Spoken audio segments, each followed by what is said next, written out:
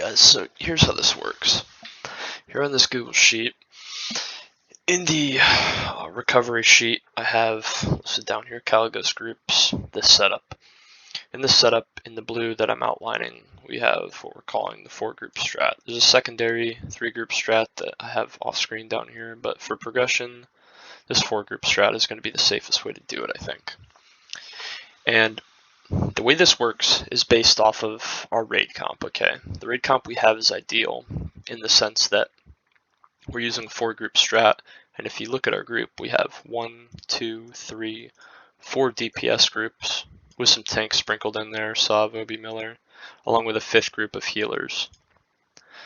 So thinking about a 4-group strat, what that means is, remember I was talking about the Spectral Blast debuff that Kalecgos can put out? Well, anyone except for the current #1 threat target, so Obi, the current tank, can get ported when the Spectral Blast goes out. It's anyone that's not the #1 threat target, so whoever's currently tanking the boss. Any one of these people in our group can get ported. It could be a healer, it could be any one of these DPS, it could be the next tank, whatever, right? You get the point. So thinking about this, we need to determine a way to logically and precisely move groups in and out of the spectral realm to DPS both sides of the boss at once. The way we do this is we set up 3 rotations. We set up a tank rotation, a healer rotation, and a DPS rotation. And these rotations, you cannot ever definitively say in what order you want groups or people to go through because of the random nature of the Spectral Blast. If you say you want one person, one tank to go through, or a certain healer to go through, or a certain DPS group to go through, well, what if the wrong person gets ported and throws that off? Well, that's a problem. So the way we handle that is based on a priority system. And that priority system looks something like this. In terms of tanks, Obi starts out pulling the boss, and since the current threat target of Kalecgos can never get ported, we know for sure that Obi will always be the first. He will always be the first person to tank the boss. Okay, so now that we have Obi taken care of, we have 2 other tanks to take care of, Miller and Sav. The way this works is the priority is Miller and then it's Sav. When the first portal appears, we want Miller to take it. If, for instance, Sav is the target of the first Spectral Blast, and he gets ported through, then it's simple. Then Sav just is through the portal, and Miller will wait for the 3rd portal. But if that doesn't happen, and it's anyone but Sav, or even if Miller himself gets ported instantly, Miller will be the first person through the portal, and he'll be the first tank. So that's super simple, okay? And then, like we discussed before, whatever tank didn't go through the first portal, we'll wait for the 3rd portal and then go through.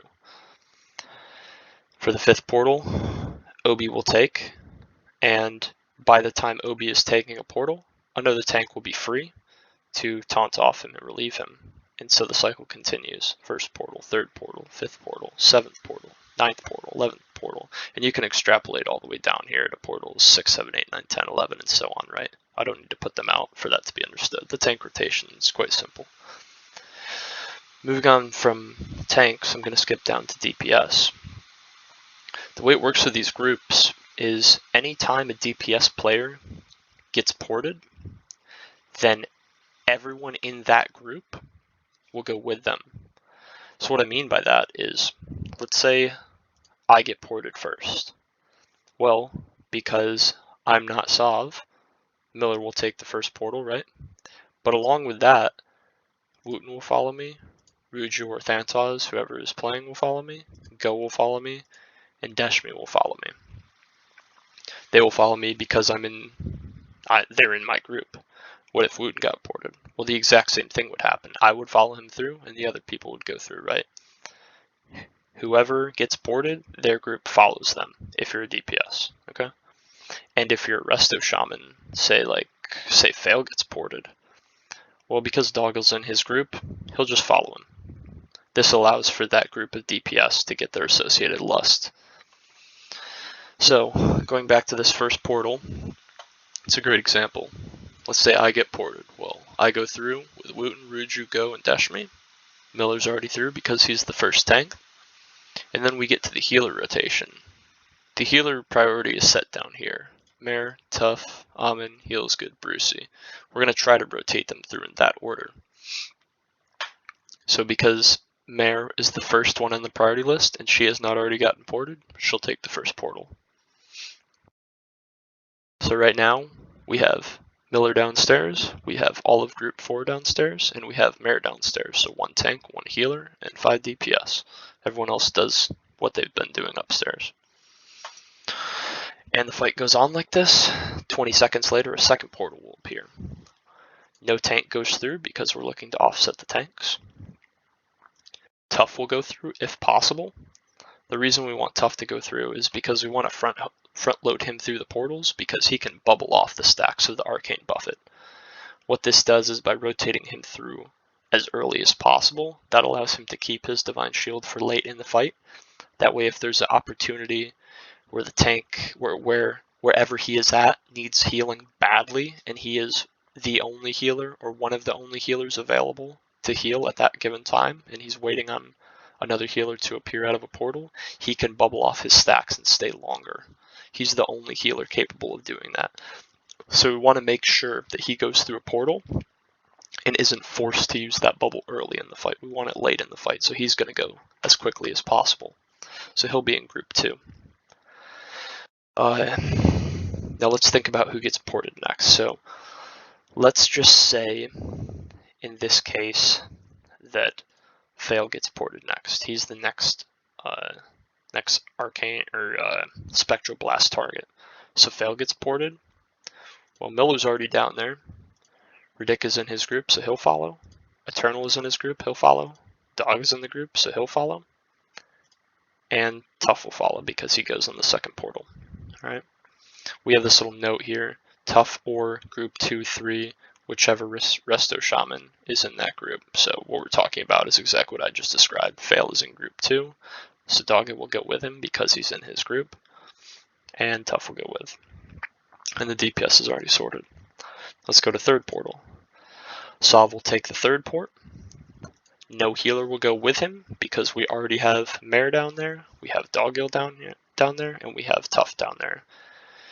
One thing to know is Sathavar doesn't do very much damage. He can be solo healed, so we don't need to add any additional healers here. And it's important that we don't send another one because we need healers for later in the fight. As the fight goes on, until you hit this 5th portal, the healing ramps up. Not much healing required at the first portal, a little bit more, medium amount, a lot of healing, a whole lot of healing once you hit the 5th portal. At the 6th portal, you start adding healers back in because they start coming out of the Spectral Realm. So it only goes up to the 5th portal, so we want the people that can tank and raid heal the best healing on this 5th portal. Typically that's a Resto Shaman or Circle Healing Priest. Anyways, getting back to our 3rd portal, we have Sov going, no healer. And then DPS, well, group 4 is already gone, right? Because I went on the 1st portal. Group 2 is already gone because Fail went on the 2nd portal. So now it could be any one of these people, any one of these people besides Sov, or any remaining healers. Let's say for this example, Brucey gets ported. Well, in this case, because it's a free healer that isn't assigned to a group, Brucey is gone. Now any group of DPS that hasn't gone yet can go, and this is going to be on the raid leader to call. In this situation, I would call for group 1 to go. So Brucey goes, group 1, Spirit, AJ, Relic, Windfury will go. And that's it for 3rd portal. For 4th portal, no tank is going. Healer, it will be any of the remaining healers will go. At this point, we would send Amin. If we think about logically who's left on the surface to heal, it's going to only be Dr. Heals Good at this point. He's going to be the only one because Mare took the 1st portal. We have 20 seconds, 40 seconds, 60 seconds. Once the 4th portal is over, Mare will reappear, but until then, Dr. Heals Good has to solo heal. That's why I want the strongest AoE and tank healers at the tail end. So Heals Good would stay out, so we'd send Amin through. Amin would go, along with Group 3 hasn't gone yet, so everyone left from Group 3 will go. And that's it. 5th portal, Obi will go through, but let's think about it. Miller has now done his time in the Shadow Realm, right? 20 seconds, 40 seconds, 60 seconds. By the time the 5th portal appears, Miller, along with the first group, which is Group 4, and along with Mare, will be reappearing. Miller will come taunt the boss off Obi. Mare will help out Heals Good healing. And Group 4 will continue to DPS the dragon instead of Sathavar now. And now, thinking about portals 2, 3, 4, and 5, this just repeats over and over and over again. In terms of the tank, there will always be one tank tanking on either side and one tank free to take the portal. So whichever tank is free will take the portal. Whichever tank is coming out of the Shadow Realm will taunt the boss. Same with healers. Healers will take every second portal. So they'll spend 40 seconds on the dragon side and 60 seconds on Sathavar side. Same with the DPS. DPS will spend 40 seconds, so every second portal on the dragon, and 60 seconds on the demon. And that's basically it, guys. If you think about it, as long as you understand what happens in the first 5 portals, and the healers can think on their feet just a little bit, and I can call which healers and which groups to go through in times of uncertainty when a healer gets ported rather than a DPS gets ported, then we kill this boss. That's basically the whole strategy. One last thing I want to touch on, though, is arcane resistance. So because the majority of the damage that happens in this fight is due to arcane buffet right here, these are the stacks that we're talking about that are dropped when you go through the Shadow Realm. Because of the way this buff works and that it's a binary resist, arcane resistance is going to be important. Now, thinking about it, is arcane resistance required to beat this boss? No. But when we talk about the goals of the raid, the goal of raid 1 is to be consistent. And it's also to progress quickly. So when you think about progressing quickly and consistency, what that equates to is coming off the DPS and playing more conservatively. And what that means is everyone in the raid will have either a Cloak of Arcane Evasion or a Violet Badge, or both depending on your job. What seems to make the most sense right now is all tanks will probably wear the Violet Badge since it has a lot of stamina on it, and no Cloak. All the DPS and all the healers will wear the Cloak and the Badge, and they'll also have the plus 15 Arcane Resist enchant on it. Because of the way the binary resist works for Arcane Buffet, just these 2 items alone will mitigate 30% of all incoming damage, so that'll smooth out the amount of damage significantly. And also going back to looking at this 4th portal, where we have only 1 healer left on the dragon, that will make their job much easier. When I was healing this on PTR, being this person healing on this 4th portal was extremely difficult at the beginning of the fight, very difficult. But with 30% damage reduced, it's going to be manageable. So that's the fight, guys. If you have any questions specifically, let me know. If you want me to go over this in detail with you in Discord or something like that, I'm happy to do so. Just hit me up. Thanks.